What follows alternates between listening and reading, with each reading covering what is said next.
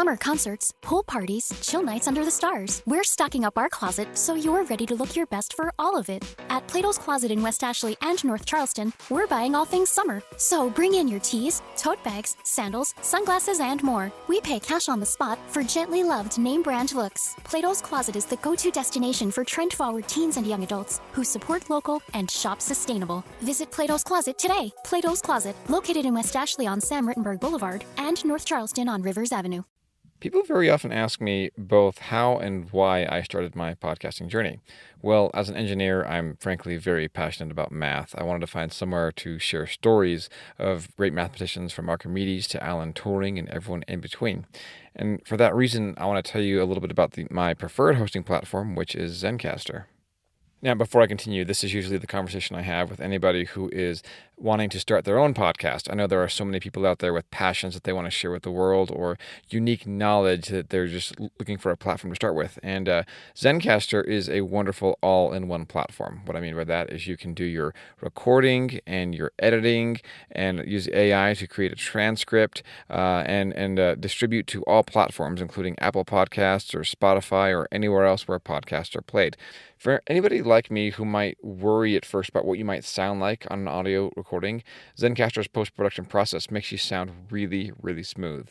It automatically removes any of the ums or ahs in your recording. It removes any of the awkward pauses in conversations, and it also helps you to set the right podcast loudness and levels while reducing any background noise, all with the click of a button. It couldn't be easier.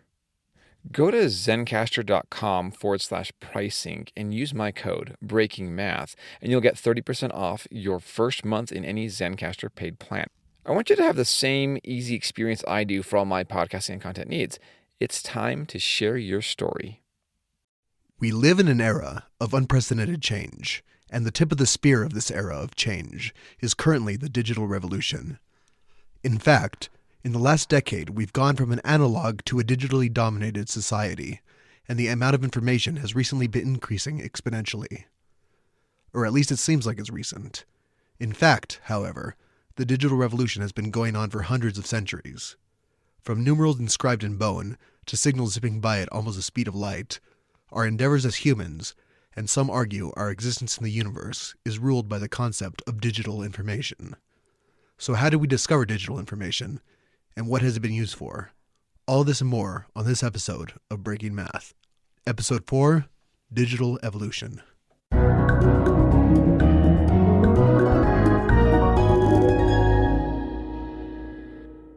I'm Jonathan Baca. And I'm Gabriel Hesch. And we're coming at you from KUNM Studios from Albuquerque, New Mexico. You could check us out at facebook.com/breakingmathpodcast or at breakingmathpodcast.com. And with us, we have... My name's Zach Bigger. I'm an undergrad student here at UNM, and Gabriel actually approached me about appearing as a guest on the Breaking Math podcast. Yeah, actually, I know Zach from, where was it, Zach? I think it was a church youth group years ago, I think. I think that's probably exactly right. Goodness, yes. And since then, we've both gone our ways and learned a lot more about the world. I consider myself a mathematical evangelist. I believe math is everything. I did approach Zach. I recently became aware that Zach is studying astrophysics at UNM. And I thought, oh, what a great opportunity to reach out to another student. And we can talk about, obviously, math and physics, which we know there's a huge relationship between.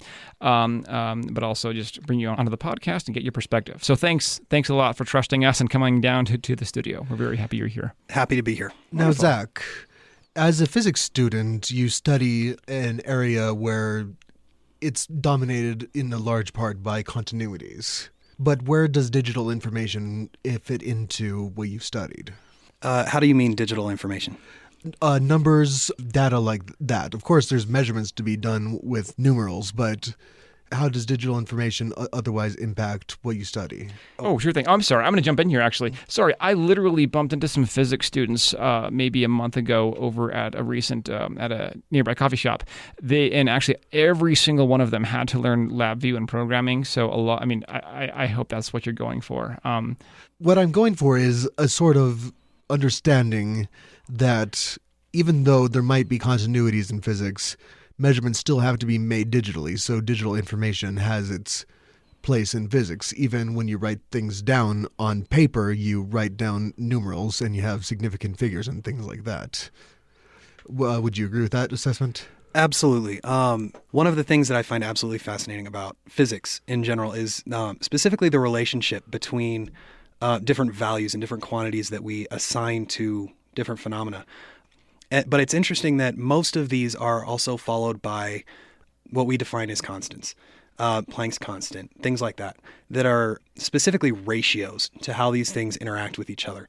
And it's not, you don't measure the force of gravity by just multiplying the masses together and dividing by the radius squared. You have to include the universal gravitational constant. And it's always interesting to me that these numbers that we assign things are not directly related, and they have to be followed by some proportionality, some constant that changes them in a way that we can actually use. That's very interesting. In fact, on our first episode, we talked about how ratios were important to the Egyptians and the Greeks and all that. Now, shifting a little bit into computing, we're going to go way back, and we're going to talk about the first computers, which everybody here has.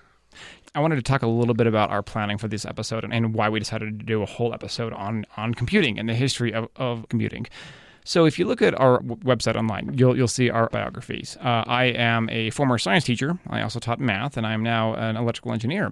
And of course, Jonathan is a computer science student, and of course, Zachary is an astrophysics student. So you would know just from that we're interested in computing. But it's as I did research in this episode, I realized how important, how much our knowledge about the world all throughout history is based on computation and how different cultures did it. I'm trying to get at a main justification, the crux for our listeners of why we dedicated an entire episode just to computation. If you were to ask me why we dedicated an episode to computation, it's because it's the way that we move things around. When you do any kind of symbolic manipulation, you're taking part in a computation. It's the backbone of mathematics, which is the backbone of many natural science fields. Nice. One of the things that interests me is you can take an abacus, you can take a simple calculator, you can take even up to a smartphone. In fact, I carry a scientific calculator in my backpack. Most of what I do is I add things with them, but that doesn't really reveal the full potential of these computing devices. I mean. Ancient cultures used abacuses Good question. for incredible computations and interesting equations. And if you gave me an abacus right now, I would know how to count beads. And what I do with my incredibly advanced and expensive scientific calculator is I add two numbers together over and over and over again. Well, the first computer was specifically adapted to addition. Everybody has them in this room, and their hands and feet. In fact, you look at most cultures, they start with base 20. That's to say they group things in 20, kind of like how we group things in 10. We have 1, 10, 100, etc. That was the first computing machine. And the first computer storage hardware is something that we're also very familiar with. Tally marks. Tally marks have been found on bone as far back as 400 centuries ago. Wow. Okay. Now, I think I'll go ahead and call this a well-known fact, at least in the College of Education. I think that when we're learning about mathematics, we are always taught that the assumption, of course, is that the reason why we use base 10 in our counting, of course, is because we've got 10 fingers. Perhaps base 10 was more popular sometime after the dawn of shoes. I don't know, because then you didn't have, you can't count on your toes anymore. But I think that most number systems, like including the Mayan, they're either base 10 or base 20. Is that right?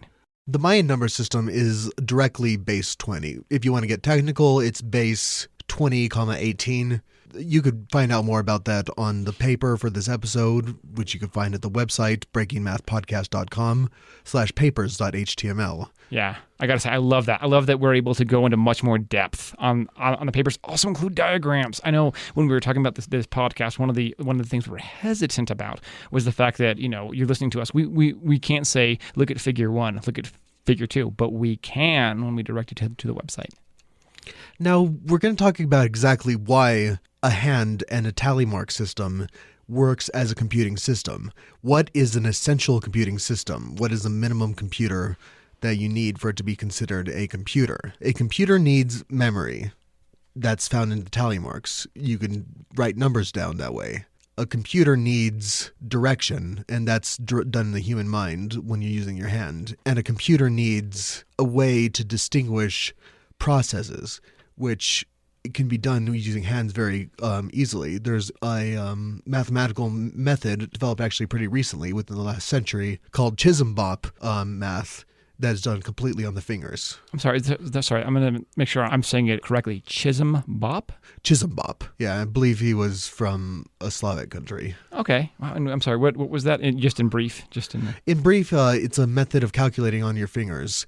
Calculating on your fingers was, of course, very popular in the medieval era, where, for example, touching your thumb to various fingers was representative of like 10, 20, 70. You could make any number from 0 to like 1,000 on your hands. Okay, wow. I like that. Actually, it's what one thing that I love about this entire podcast format is when we can connect what we do in one podcast to other podcasts. And what I've been thinking about, Jonathan, since you've been telling us about the history, is one of the hallmarks, I would say, of humanity as opposed to other animals and other mammals, or I'll even say consciousness, is counting things and storing information symbolically, which part of that is calculating, of course. My anthropology classes from my first degree back in 2006, we learned about cultures that don't have numbers or words for numbers for more than 3. They literally have 1 and 2, and then after 3, it's just many. So I don't know. The identification of a number system is very, very interesting and an aspect of consciousness. I don't want to overreach here, but there's a connection.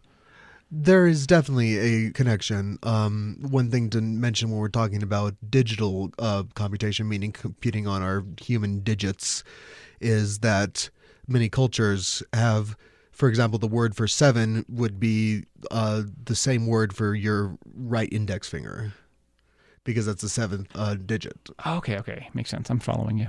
Okay, so as you were saying earlier, and again, I'm debating how much time to spend on each of these concepts, because really, we could have an entire podcast or an entire podcast series on the history of computation. But if we were to start with just, we said maybe one of the first methods of computation and counting, I believe, did you say was the tally mark?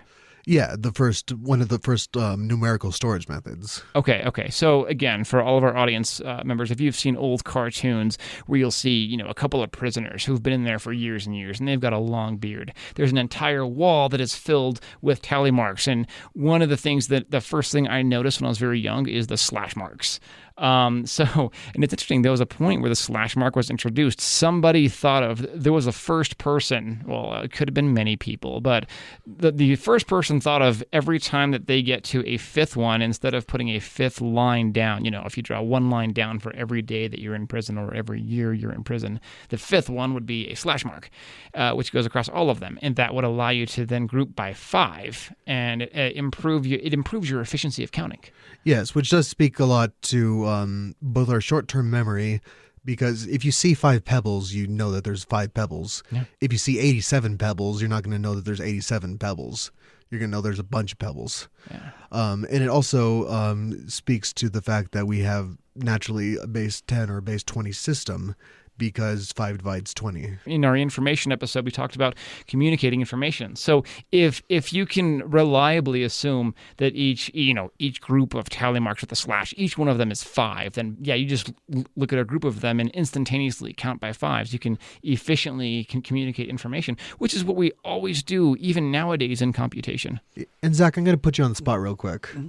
What's 3 plus 8? 11. 2 minus 1. 1. Now, you said earlier that you use your calculator for adding and subtracting mostly. Absolutely. Can you explain to me the differences between what you do on your calculator and what you just did?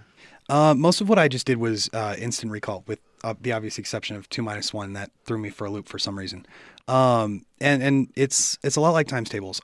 You memorize a lot of things. We spit it out because we've seen it so many times. It's so basic and we just know it. But if I put up 2 fingers on one hand and 3 fingers on the other, you can see that there's 5 fingers directly up, right? Yeah, I mean, and that would be a case where I would group them together and just visually see 5. Kind of like counting change. What a lot of us do, what I personally do is I group them by dollars. I stack up $1 in quarters. I stack up another $1 in quarters.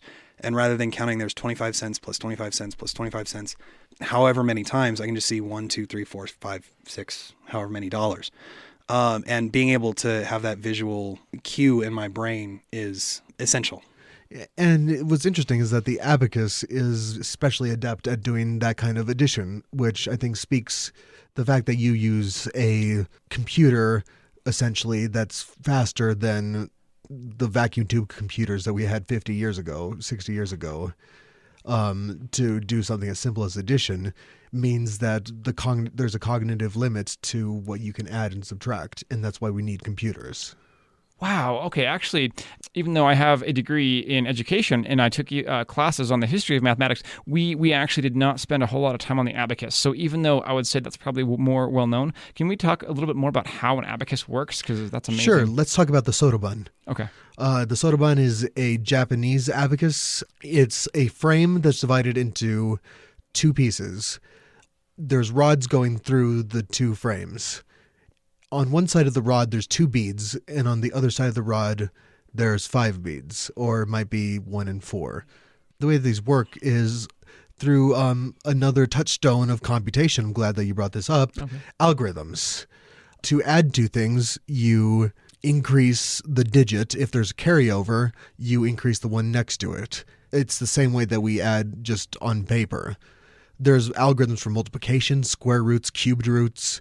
The sotoban was actually so well developed that it was taught well into the 20th century. Oh my gosh, wow. I've never really spent a whole lot of time thinking about the history of computation. I'm really glad we did this episode, because then I'm thinking, first of all, you had the revolutionary slash mark, which were introduced that changed the way we think of numbers, And then once you really get these patterns and, then you introduce, as you said, algorithms. And again, I think that word needs more unpacking. I think now a lot of folks have heard algorithm. There's Facebook algorithms. But if you were to describe an algorithm, let's say that you've got a 4th grade student, Mommy, or Dad, what's an algorithm? What would you say? Son? I would say that I don't have a kid, and so I don't know why you're calling me Dad. But then I would say that an algorithm is a set of instructions to do something to numbers. That's what an algorithm is. Okay. One of the things that actually just kind of popped into my mind is the difference between algorithms and heuristics. And what I was describing to you just a few minutes ago was more of a heuristic. That's a shortcut that my brain takes without having to go through the algorithm, the set of instructions that tells me how to get 2 + 2 = 4. Which I think, just as an aside, is why the storytelling method in 1984, where they told Smith that 2 + 2 = 5 is so powerful, because it exploits the fact that heuristics can sometimes summarize algorithms. So far, the things that we've touched on so far for our audience is that first thing we said was counting. We then said efficient methods of counting, symbolism, both in slash marks and in numbers, that a single number would stand for an amount, and it's understood. We then mentioned the third thing, really the third and fourth, algorithms and heuristics. I'm trying to keep a tally mark for these main components, you know what I mean? Yes, and I think one thing to mention is that the abacus, it was the first place value system. So even though the Egyptians had different symbols for ones, tens, hundreds, they used the stones to mean the same thing. They just didn't write it down that way. Okay. Much like Zach's electronic calculator, one of the first mechanical calculators was invented by Blaise Pascal. You may know Pascal from his triangle, or from his many mathematical theorems, but he was also an inventor, and he invented a mechanical adding device that was very ingeniously developed. Really? It was a set of wheels that you would, if you've ever used a old telephone where you have to turn the wheel thing around. Rotaries, right? Rotary phone. Okay. It worked like a rotary phone, where you just dial in the number, and then you dial in the second number, and you get the sum as a result. Okay. I read that that Pascal actually put away his mathematical developments in favor of a life of religious observance, which was very interesting. Yes, he had a belt that had spikes on it that anytime he had a impure or mathematical thought, he would jab his elbow into. Wow. Okay. He gave up his abstinence from mathematics only when he was sick and needed a distraction. Regarding the brutal nature of what we just heard, I'm still kind of stuck on the rotary adding device. When you dial in a number on like a rotary phone, and then you find the sum of it, how exactly does that work? Does it count rotations? Does it count degrees in rotation? Each number was separated by 36 degrees of rotation, so the numbers were equally spread out on the wheel. Now, the way that it worked internally was you would turn it, and let's say you're adding 5 plus 5 and you want to get 10. You turn it halfway, you get 5, and on the output dial, you see 5. Now, you keep turning it, it goes 6, 7, 8, 9, and then it goes to 0. But when it goes to 0, it hits a lever, which uses gravity. This is the ingenious part of his machine, to move the next one over by 36 degrees. A mechanical principle. It's a lot like the odometer on an old school car. Yeah, and what's brilliant about it is that because it uses gravity, you can make an infinitely large Pascal machine. One of the things that I like to say a lot in defense of mathematics is when it comes to quote unquote the fuzzy studies, sociology, geography, psychology, even to a degree biology, there are a lot of good answers, and then there's a best answer, and there's kind of a world of room to argue that. When it comes to things like mathematics and even to a degree physics, you set up your equations, you plug in your numbers, and provided you didn't screw up your input variables, going back to the chaos theory podcast, setting up your equation and everything works out right, you will get the right answer. And the right answer is the right answer, and anything else is demonstrably not. Although wasn't it Feynman who said that anything that's too complicated isn't physics? I'm not sure, but that sounds like Richard Feynman to me. Now we're going to talk about a few more mechanical calculators real quick, just to show how they progressed.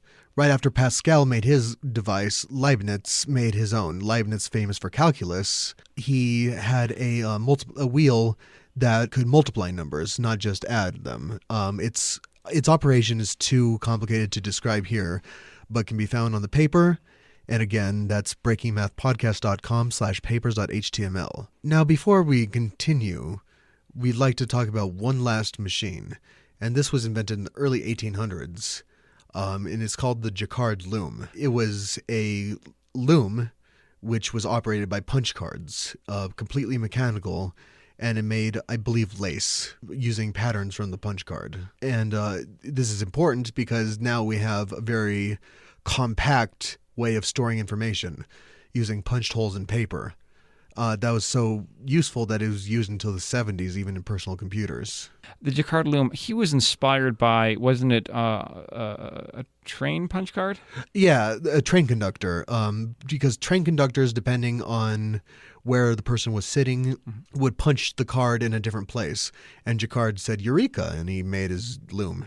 Okay, wow. Okay, so basically you've already got a memory storage device. Right now we've got our USB drive. Back then they've got their punch card. Okay, but still, that is a legitimate memory storage device. It's just a piece of card that just has a hole punched in it, and from that you've got information. Yep. Nice. From the Jacquard loom, in the early 19th century, an inventor named Charles Babbage took inspiration. But instead of weaving threads, he wanted to weave equations. To this end, he devised two machines. The first was known as a difference engine, and had the task of calculating complicated polynomials. The second, the analytical machine, was more complex and had all the components of a modern computer. It was never built, but it was designed. And it was programmed by Ada Lovelace, who devised the first algorithm ever invented to run on a computer. It was designed by Charles Babbage. It was never built during his lifetime, but it was essentially a precursor to the modern-day computer, albeit it was made from gears and steam engines. Yeah, exactly. I love the story of the difference engine. Yeah, as I recall, it was partially built. Yes. A seventh of it actually was built in his lifetime, but it was never actually built. So back in his day, there was a job that was a very menial job. The job was called a computer.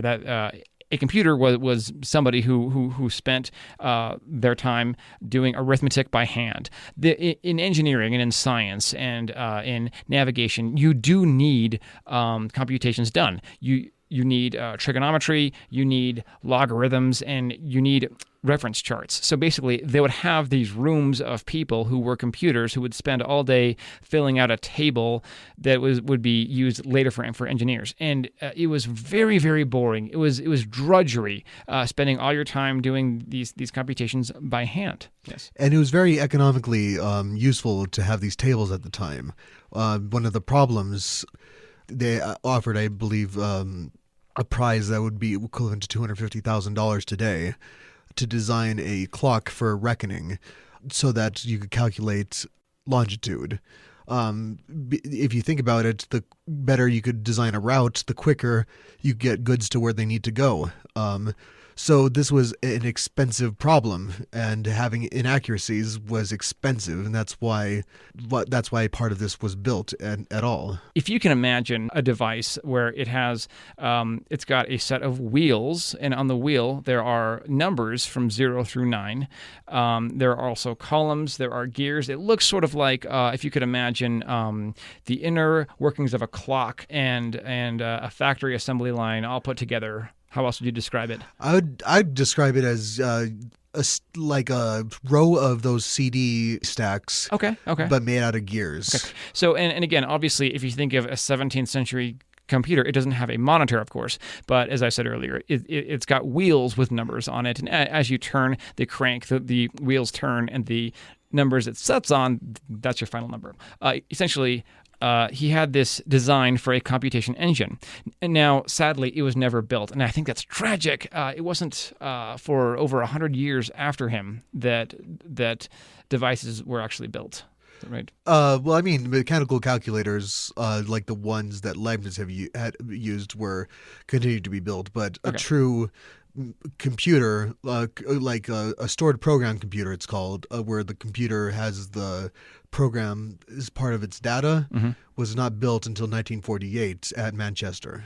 If we go to the century previous to that, we have the designs for this difference engine and this analytical engine, but they never actually made it. Now, here's the humanities aspect of this. I'm going to go ahead and veer off of the mathematics, and I want to talk about the human element of all of this.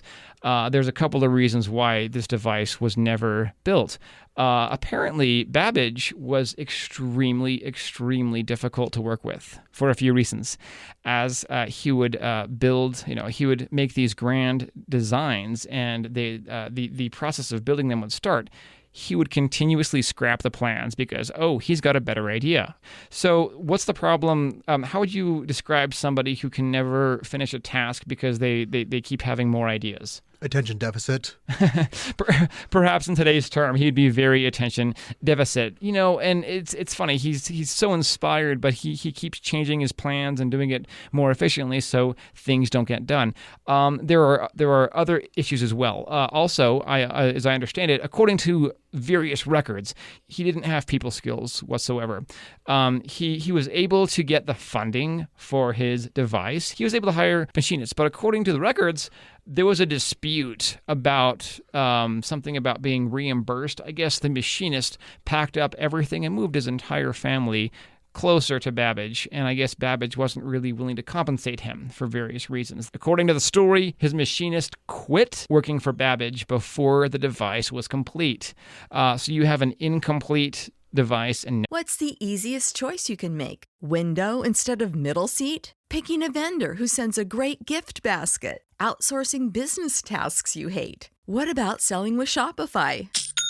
Whether you're selling a little or a lot, Shopify helps you do your thing, however you cha-ching. Shopify is the global commerce platform that helps you sell at every stage of your business. From the launch your online shop stage to the first real-life store stage, all the way to the did we just hit 1 million orders stage. Shopify's there to help you grow. Whether you're selling scented soap or offering outdoor outfits, Shopify helps you sell. Wherever and whatever you're selling, Shopify's got you covered. Sign up for a $1 per month trial period at shopify.com/try. Go to shopify.com/try now to grow your business, no matter what stage you're in. Shopify.com/try. No staff. And they wasted about 20,000 pounds on that. Real quick, just so that our listeners know exactly how much that is, 20,000 pounds at that time, that is equivalent to the price of 22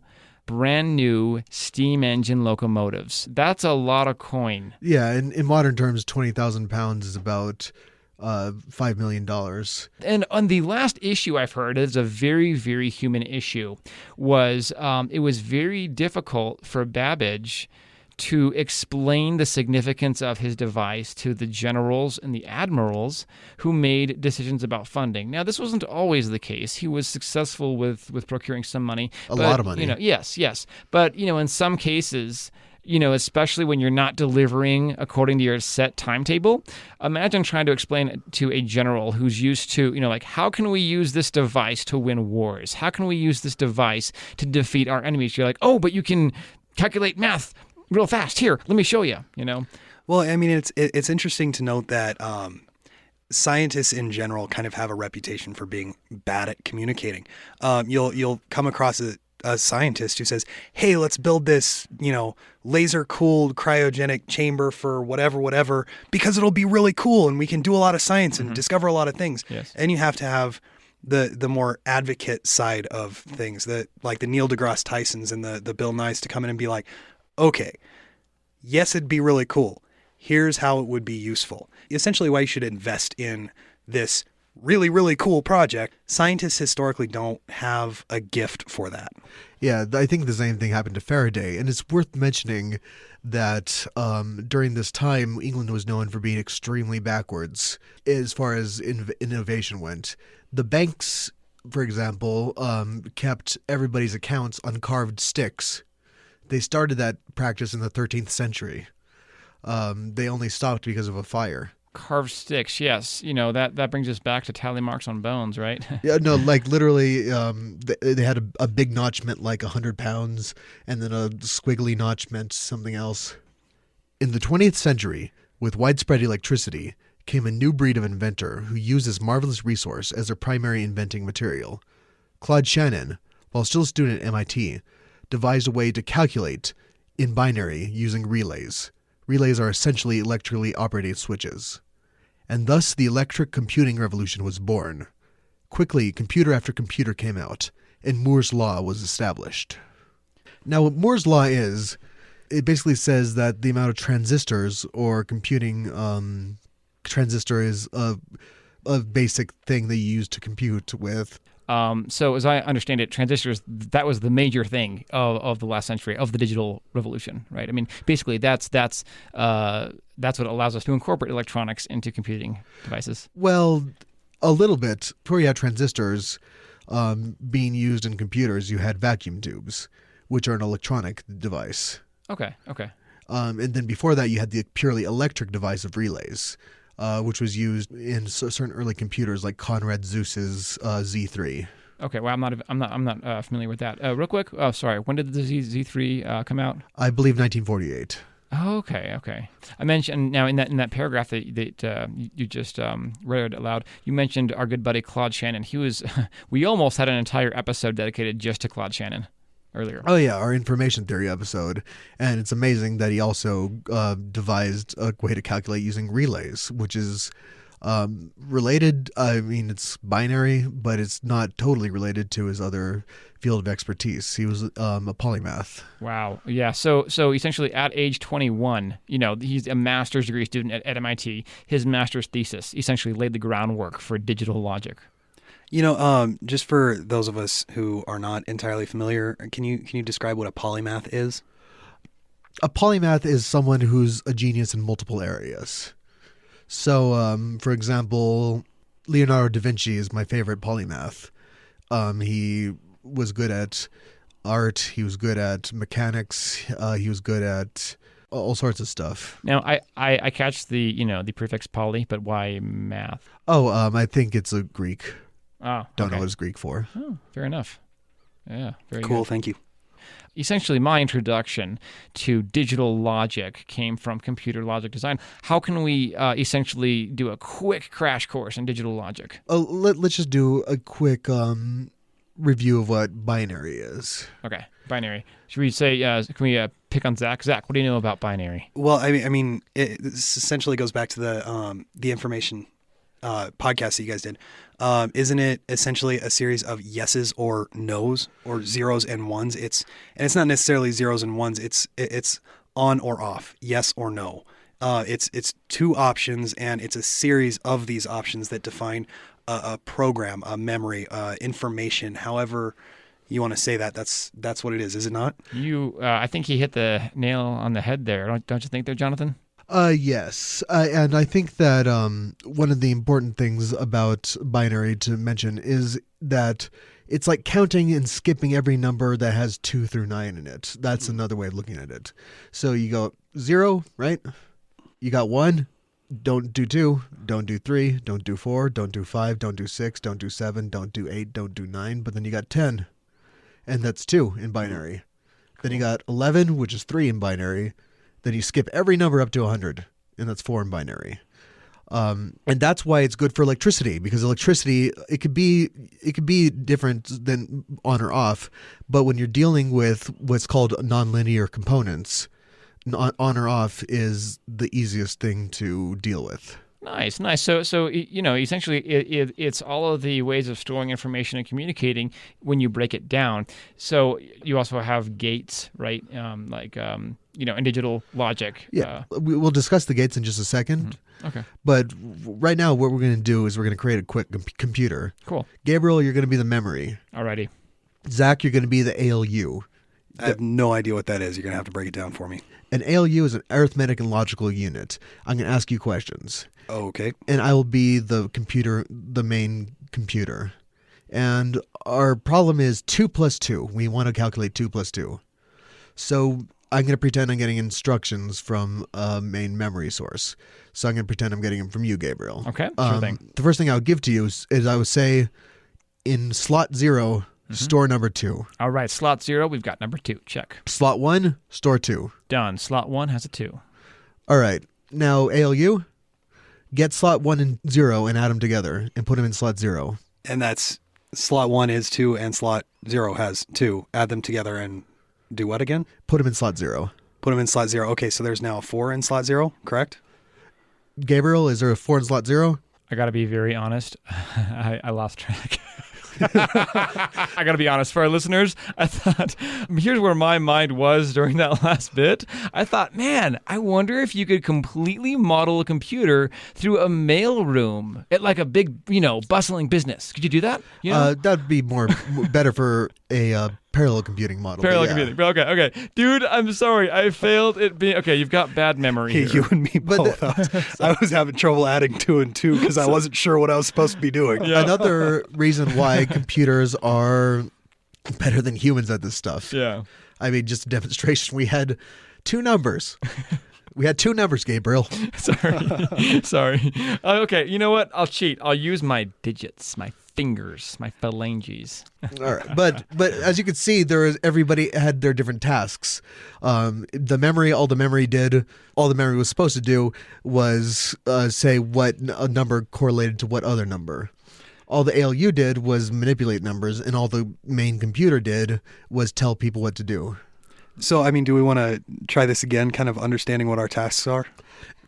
Yes. Okay. All right. Gabriel, on your left hand, store 2. Okay. Boom. Got it. Gabriel, on your right hand, store 2. Okay. Zach, add his 2 hands together and make his right hand the sum.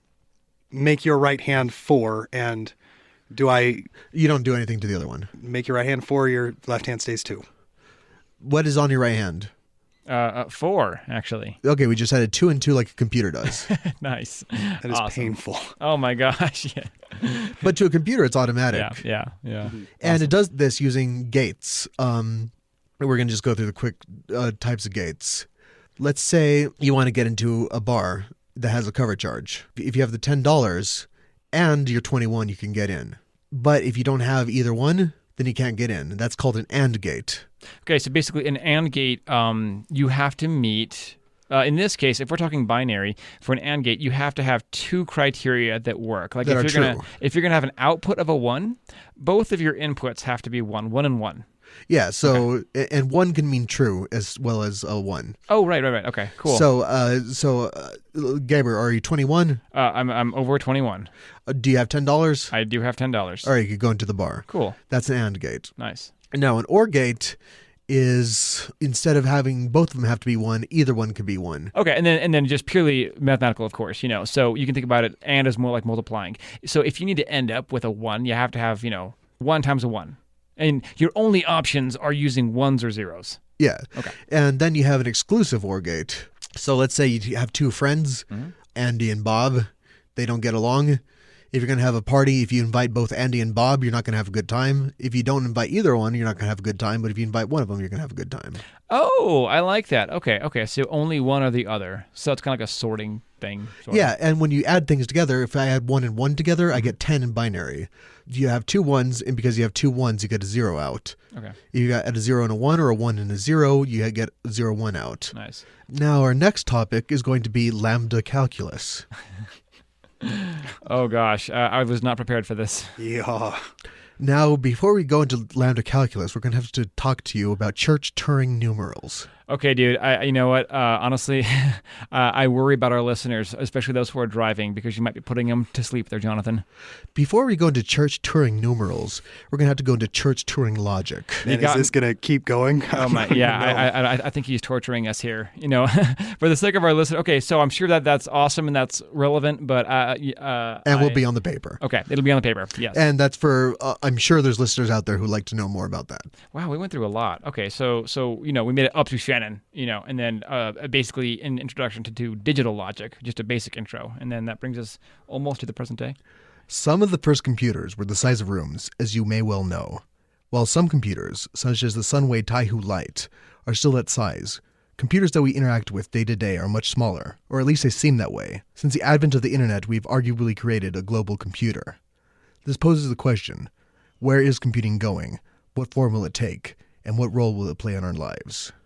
So before we talk about what role it will play in our lives, let's talk about the role that it does play in our lives. Unfortunately, I feel like myself and many others have a cell phone on us, and more often than not, when we're waiting in line, we're always on Facebook or Instagram, and we've sort of become zombies to a degree. Then that's not only a bad thing. There's two sides to it. Whether or not it's a good or a bad thing, the fact remains that is definitely a thing. And these systems are ruled by, as we described before, algorithms, except for the algorithms aren't simple algorithms like adding 2 and 2. They're algorithms that treat human beings like pieces of data and manipulate the connections between them. Wow, the way you phrase that, I almost feel objectified. Should I? Maybe you should, maybe you shouldn't. It's up for debate. I think that you shouldn't, because I think that objectification of humans in terms of numbers is just the platonic ideal. Okay, yeah. Okay, moving on. And one thing that we have to talk about is how little we know about algorithms, really. For example, sorting algorithms. We do not know the minimum bound on how fast a sorting algorithm can go. It's still up for debate, and we've been studying these for 50 years. Wow. Okay. So I know that computer scientists will completely jive with what you're saying, but for those who are not computer scientists, if you were to describe sorting algorithms in short. Sure. Let's say I give you a list of numbers. They're completely out of order, and I need you to put them in order. How do you do that if you're a computer? The simplest way you might think is, well, just take the smallest one, put it first, and then take the next smallest one, put it second. But it turns out that that's a very slow process. A faster way to do it would be, think about if you had a deck of cards and you need to put them in order. Mm-hmm. If you look through the entire deck for the smallest card every single time, it's going to take a long time. Okay. However, if you split the deck into two halves and then split each half into two halves until you have just pairs of cards and then you sort them that way, it's going to be a lot quicker. And that's actually called merge sort. Oh, okay. Okay. Well, actually, the whole card example, that actually cleared it up quite well for me. Thank you for that. Before we understand about what a computer can do, we need to understand the difference between a computer and a supercomputer. And basically, the difference between a supercomputer and a computer is that a supercomputer is what we call massively parallel. An example of this that you actually have on your computer is your graphics card. It's basically tons of tiny little computers on your graphics card, but in a supercomputer you have tons of big computers all working in concert. And these are such complex machines that just to debug them, you have to have specialized software. Of course, you have to have specialized software to debug anyway. The way that the software works is it treats the entire computer memory as a tree and gives you heuristics. So is this sort of where a bunch of years back I heard about a guy who made a quote-unquote supercomputer out of the little Raspberry Pi chips, essentially, and had like 200 nodes on this supercomputer. Is that sort of what this is? Yeah, it's a massively parallel computer, which I could tell from experience, maybe not relatable experience, they're very fun to program. There's a limited amount of speed up, however, even with a supercomputer. There are certain algorithms that you cannot parallelize. Certain algorithms you have to just do step 1, step 2, step 3. You can't do steps 1, 2, and 3 at the same time. The fastest algorithms are ones that you could do all the steps at the same time and get a good result. Google uses a lot of these in their search algorithms, for example. Their main algorithm, that the base of their algorithm is called PageRank. And for a more complete description of PageRank, please refer to the paper. Now, Zach, what are you familiar about when it comes to quantum phenomena and how it might be used for computation? Truth be told, not very much. I know that there are a lot of different quote-unquote quantum states that can be used more effectively than binary because there's more than an on and an off position. And that's really about the limit of my knowledge as far as that goes. And I don't even really know how accurate that is. It's pretty accurate. When I worked at Sandia Labs earlier, actually, there were a lot of advertisements for people who were specifically working in the area of quantum computing. There's a lot of research right now in it. Now, it took me over 2 years of working there before I had somebody explain to me exactly the relevancy or even basically how a quantum computer worked. I had a really, really cool analogy. Happy to share it if we have time. Please. Okay, sure thing. So the way it was explained to me was like this. If we're up to speed, at least to some degree, about the phenomenon of quantum mechanics, it's the idea that very small things, parts of atoms like electrons or protons or even groups of atoms, I'm not quite sure how high this goes up in complexity. It could go up, quantum dots and all that. Okay, right. So you've got, a very small thing, a very small unit that can exist either as a particle or as a wave. And with regard to quantum computing, it was explained to me like this.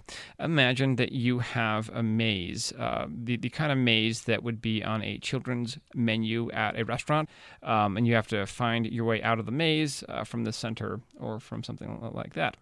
It was explained to me that if you had a typical computer, not a quantum computer, try to find its way out of a maze, it would, try one path at a time. Like if you could just send out a marble or, send out one particle and it would take a path, and then if it took the wrong path, you'd have to start again.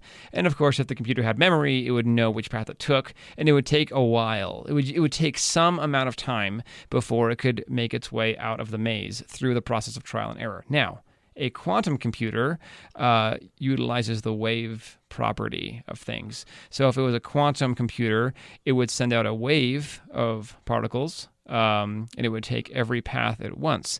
Therefore, it would solve the puzzle the first time, every time. That is simply mind-blowing to me. And that's one thing that actually a lot of people misunderstand about quantum computers. And I'll explain it using my own analogy similar to yours to explain what people misunderstand about it. Imagine you have a waiter taking orders. And this waiter has a property that it could split into two waiters. It just does that. And these waiters exist in the same space at the same time. Now, this waiter takes a bunch of orders. If the waiter keeps splitting up and he just splits into 64 different waiters, it could do all these orders in a very short amount of time. However, we have all these waiters with different orders, and we have to somehow consolidate them. The consolidation itself takes a lot of time. A quantum computer is a computer that could split into as many computers as there are bits representable on the qubits. A qubit is the basic unit of quantum computation. However, even though you could get every solution, you still have to find the correct one, and that takes time. So, I mean, is this sort of like when you have, an 8-lane wide freeway and then everybody needs to get off at once? So everybody can move really, really, really fast on the freeway, and then everybody needs to get off, and all of a sudden everything stops and slows way down. Is that sort of... Very similar to that, yeah. And one thing that quantum computers are very good at, though, is factoring integers. How good they are is actually a subject of debate, but they're faster than classical computers at it. This would pose a problem for encryption. Encryption depends on numbers being very difficult to factorize. And if they're easy to factorize, every single time you do anything on the internet, it's going to be insecure in the future. If this turns out to be a viable method. I know there's a lot of physical limitations that anyone can read up on the internet. So obviously quantum computers aren't here yet, but they are quite a thing. Well, there have been some quantum computers developed. I think they're up to about 5 qubits. Oh, okay. Wow. I guess, yeah, I'm not completely up to speed on the development of them. Yeah, they might go as high as 7 qubits. I'm not totally sure. That's one of the problems with quantum computers, is that we have not discovered a way of adding on qubits. It's kind of similar to when humans were very nascent and we didn't have a place value system.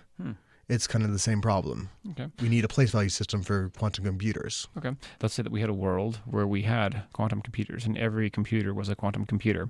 How might things be different? It's difficult to say because there are so few algorithms for quantum computers that have really been developed that are faster.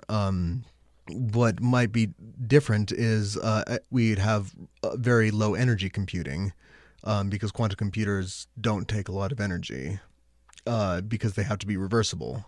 Reversible means that every computation that you do, you can reverse. If you have the data that you spit out, you have the data that you took in, and vice versa. There's actually a physical limit to computation, however. This Moore's law cannot go on forever. And that's another thing that we have to talk about with the future of computing.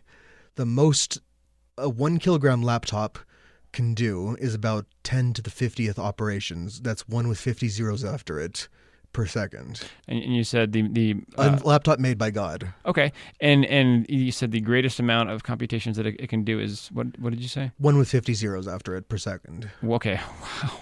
Oh, okay, so that's a lot of computations. Now, in our modern day, it is. Can I take a stab here at something? Yes. Zach, earlier you were talking about some of the constants in the universe, and you had mentioned Planck's constant. I'm wondering, is that number based on Planck's constant at all? I was actually going to ask the same thing. What's the limiting factor there? What is it? The minimum size, i.e., Planck's constant.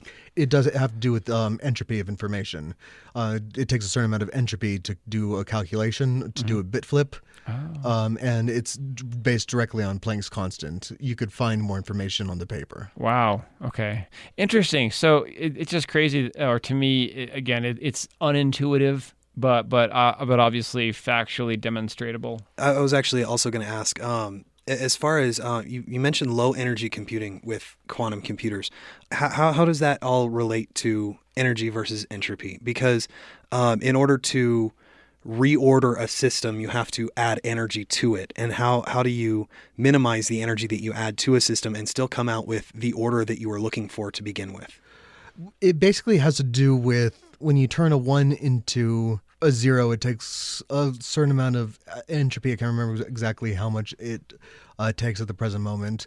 When you do an operation like AND, where you take 2 bits, and if I tell you bit 1 and bit 2 is 1, you know that both bits had to be 1. Yep. However, if it's 0, you don't know what 2 bits you got in with. So therefore you have a loss of information. So you have again an entropy. Wow. Cool. And the 10 to the 50th limit holds true for quantum computers just as much as it does for classical computers. There's no getting around it. Okay. So the only way around that then would be obviously if Planck's constant were different. Yes. And who knows? I mean, when we get to that level of complexity, maybe we could generate a universe where that's true. Who knows? Wow. Interesting. And that's getting into post-singularity territory. Singularity being, of course, when computers become as intelligent as humans and start improving on themselves faster than humans can currently imagine. Exciting stuff. Exciting for some people, scary for everybody, but a reality for us all. Computing has existed as long as structured human thought has existed, and computing mechanisms have evolved with our understanding of the way in which we manipulate our world. We've explored everything from tally marks to electronic pulses, from gears to wires and beyond. As we evolve further as a species, so will computers, our faithful allies. I'm Jonathan Baca. And I'm Gabriel Hesch. And with us on today, we had Zach Bigger. And Zach Bigger, is there anything you'd like to plug? I think mathematics is really cool. I think it's very applicable as a tool to the real world, and I think people tend to be afraid of it. And I hope that this podcast kind of dims that fear a little bit and allows more people to jump in and try and use it for cool things. And for resources and to join our community, you could go to facebook.com/breakingmathpodcast or to breakingmathpodcast.com. And of course, this is made possible through KUNM and Generation Listen. And this has been Breaking Math. Summer concerts, pool parties, chill nights under the stars. We're stocking up our closet so you're ready to look your best for all of it. At Plato's Closet in West Ashley and North Charleston, we're buying all things summer. So bring in your tees, tote bags, sandals, sunglasses, and more. We pay cash on the spot for gently loved name brand looks. Plato's Closet is the go-to destination for trend-forward teens and young adults who support local and shop sustainable. Visit Plato's Closet today. Plato's Closet, located in West Ashley on Sam Rittenberg Boulevard and North Charleston on Rivers Avenue.